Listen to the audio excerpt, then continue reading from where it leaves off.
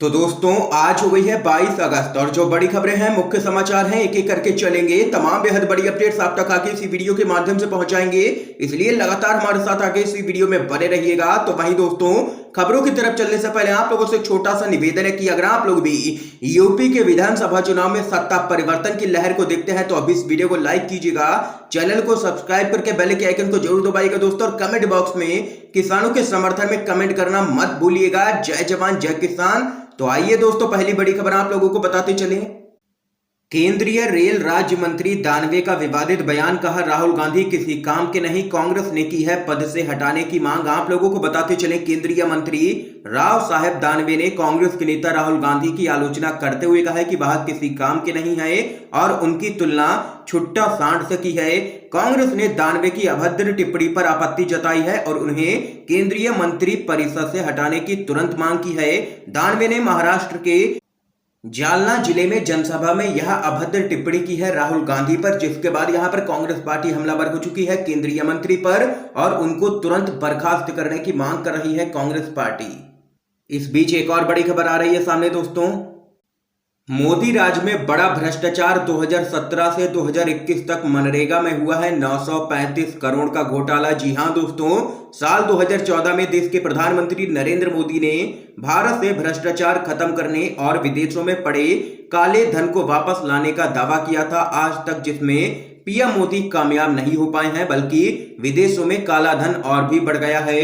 विदेशों में पड़ा काला धन दोगुना हो चुका है, तो वहीं भारत में भ्रष्टाचार थमने का नाम नहीं ले रहा है। खासतौर पर भाजपा के शासनकाल में ही कई बड़े घोटालों को अंजाम दिया गया है। अब एक और बड़े घोटाले की खबर सामने निकल के आई है। बताया जाता है कि ग्रामीण विकास विभाग के तहत सामाजिक लेखा परीक्षा इकाइयों ने मनरेगा की विभिन्न योजनाओं में बीते 4 सालों के अंदर 935 करोड़ रुपए का बड़ा घोटाला किया है।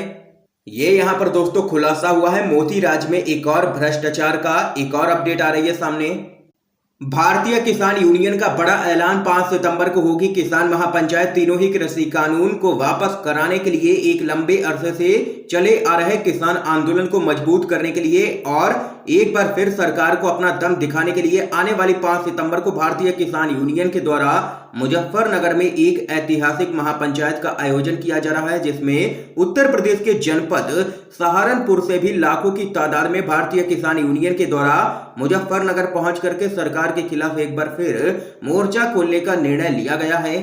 आप लोगों को बताते चले संयुक्त किसान मोर्चा की तरफ से 5 सितंबर को एक ऐतिहासिक महापंचायत का आयोजन किया जाना है, जिसमें लाखों की संख्या में किसानों के शामिल होने की उम्मीद जताई जा रही है। देश भर से यहां पर अन्नदाता शामिल होंगे इस महापंचायत में किसानों की, और यहां पर यूपी में विधानसभा चुनाव भी होना है, जिसके कारण योगी सरकार यहां पर बैकफुट पर नजर आ रही है और काफी यहां पर बीजेपी के नेता बौखलाए हुए नजर आ रहे हैं। दोस्तों एक और बड़ी खबर जान लेते हैं। बीजेपी भी मान रही है कि पश्चिमी उत्तर प्रदेश में खिसक चुकी है जमीन, इसलिए सारा फोकस अब सिर्फ और सिर्फ पूर्वांचल पर। आप लोगों को बताते चले भारतीय जनता पार्टी ने भी लगता है मान लिया है कि किसान आंदोलन के प्रभाव की वजह से उसे विधानसभा चुनाव में पश्चिमी उत्तर प्रदेश में कम से कम सीटें ही मिल पाएंगी। यही कारण है कि अभी से उसका फोकस पूरी तरह पूर्वी उत्तर प्रदेश पर है। प्रधानमंत्री मोदी और राष्ट्रपति रामनाथ कोविंद से लेकर के योगी आदित्यनाथ के प्रस्तावित दौरा कार्यक्रमों को देखने से तो यही लग रहा है। यही नहीं, यूपी के बजट और अभी 18 अगस्त को पेश अनुपूरक बजट से भी यही अंदाजा लग रहा है। ये यहां पर दोस्तों देख सकते हैं कि रिपोर्ट के माध्यम से बड़ा खुलासा हुआ है। बीजेपी को अपनी हार अभी से ही दिखाई पड़ने लगी है और पश्चिमी उत्तर प्रदेश में तो बीजेपी के अनुसार उसको एक भी सीट मिलती हुई नजर नहीं आ रही है। जबरदस्त बीजेपी का विरोध बढ़ रहा है यूपी के अंदर। एक और बड़ी खबर जान लेते हैं।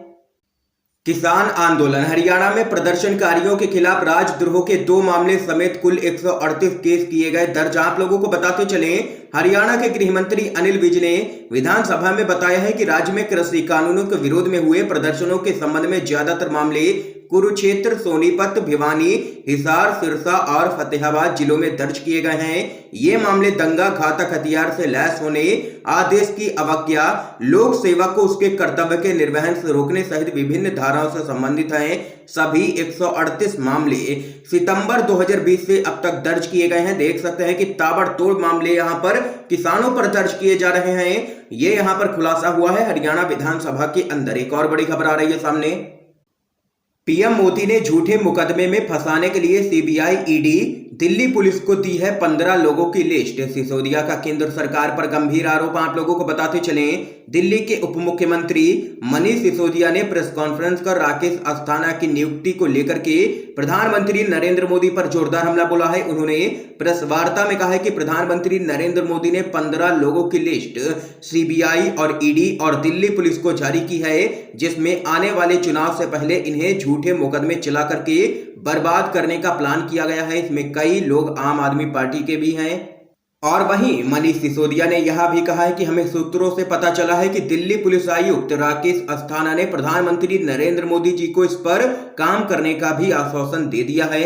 ये यहाँ पर काफी गंभीर आरोप लगा दिए हैं। दिल्ली के डिप्टी सीएम मनीष सिसोदिया ने सीधे तौर पर पीएम मोदी और केंद्रीय गृह मंत्री अमित शाह पर और कहा है कि 15 लोगों को चुनाव से पहले बर्बाद करने की प्लानिंग कर रहे हैं नरेंद्र मोदी। एक और बड़ी खबर आ रही है सामने।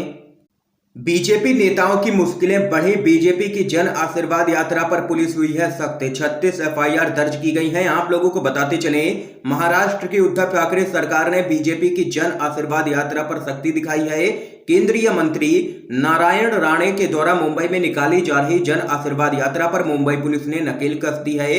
मुंबई पुलिस ने बगैर मंजूरी के यात्रा निकालने, कोरोना प्रोटोकॉल के उल्लंघन को लेकर के बीजेपी के कार्यकर्ताओं और यात्रा के आयोजकों के खिलाफ अभी तक यहां पर 36 एफआईआर दर्ज कर ली हैं।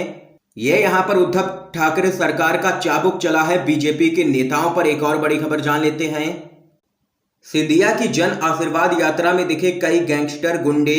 कांग्रेस बोली इसलिए 25 एमएलए का सौदा किया। आप लोगों को बताते चले, भारतीय जनता पार्टी के द्वारा देश के कई राज्यों में जन आशीर्वाद यात्रा निकाली जा रही है। इन जन आशीर्वाद यात्रा में भारी तादाद में लोगों की भीड़ इकट्ठा की जा रही है, जो कि सीधे तौर पर कोरोना की तीसरी लहर को आमंत्रण देना है।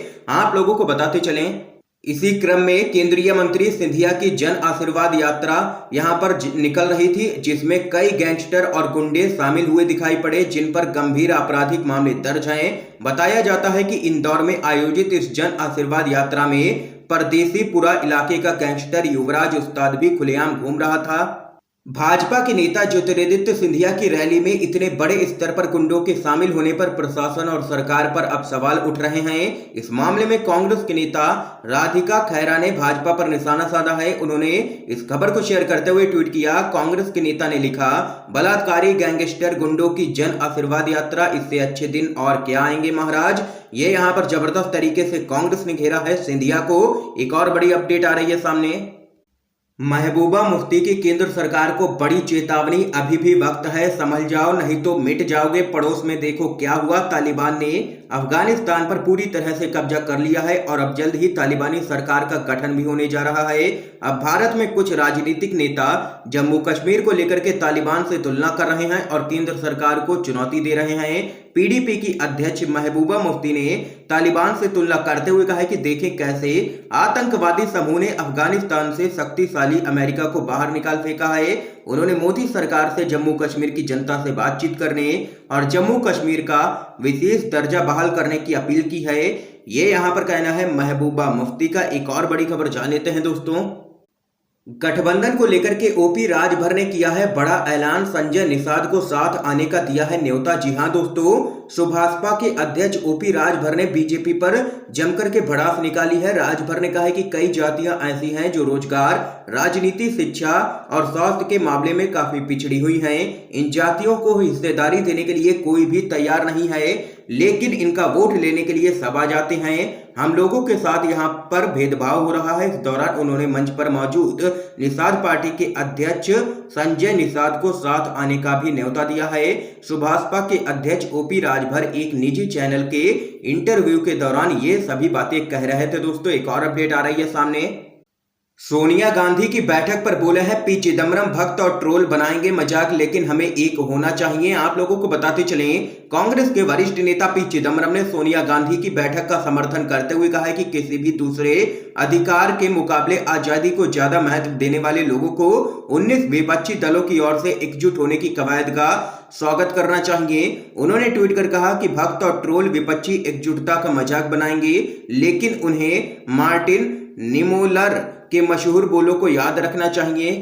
पी चिदम्बरम ने अपने ट्वीट में जर्मन कवि की बात को समझाते हुए लिखा कि विरोधी आपकी हर कोशिश का मजाक बनाएंगे, लेकिन एक दिन उन्हें भी एहसास होगा कि हम जिन लोगों की आजादी के लिए लड़ रहे थे उनमें वह भी शामिल थे। ये यहाँ पर जबरदस्त तरीके से घेरा है पी चिदम्बरम ने केंद्र सरकार को और सोनिया गांधी की बैठक का किया है समर्थन। दोस्तों, इस समय की आज की सभी बड़ी खबरें थी जो हमने आप लोगों तक पहुंचाई हैं UNVDB के माध्यम से। अगर आप लोगों को ये वीडियो पसंद आए हो तो लाइक कीजिएगा, ज्यादा से ज्यादा इस वीडियो को शेयर कीजिएगा ताकि आप सभी के दोस्त भी इन खबरों को जान सकें। वीडियो देखने के लिए दोस्तों आप सभी का बहुत बहुत धन्यवाद। जय हिंद, जय भारत।